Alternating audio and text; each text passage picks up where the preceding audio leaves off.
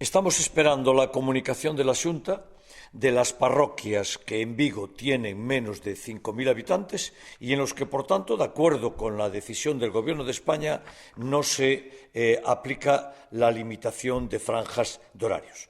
El Gobierno de España taxativamente dice que tiene que ser la Xunta de Galicia la que notifique a los ayuntamientos cuáles son estas parroquias en cada ciudad.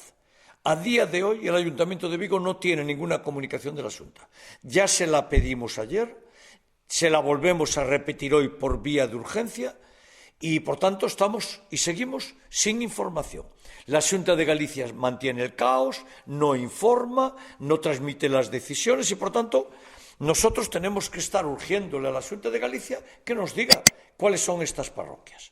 Debo decir, para conocimiento de los ciudadanos de las parroquias que ya salieron en la prensa publicadas, que la policía mantendrá mañana una labor de informar, de decirle a la gente que se está esperando la comunicación de la Xunta de Galicia y que, por tanto, en las parroquias de menos de 5.000 habitantes no procederán a hacer sanciones.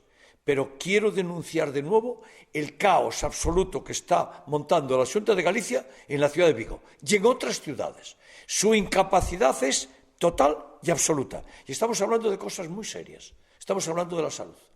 Y, por tanto, le urgimos de nuevo que nos envíen, como tienen que hacer, cuáles son aquellas parroquias que no tienen que aplicarse las franjas horarias. Insisto, es el Gobierno de España el que le mandata que nos lo notifique a nosotros. Claro que yo ya sé cuáles son, pero yo no lo puedo decidir sin que la Xunta de Galicia me lo comunique, porque así es la norma.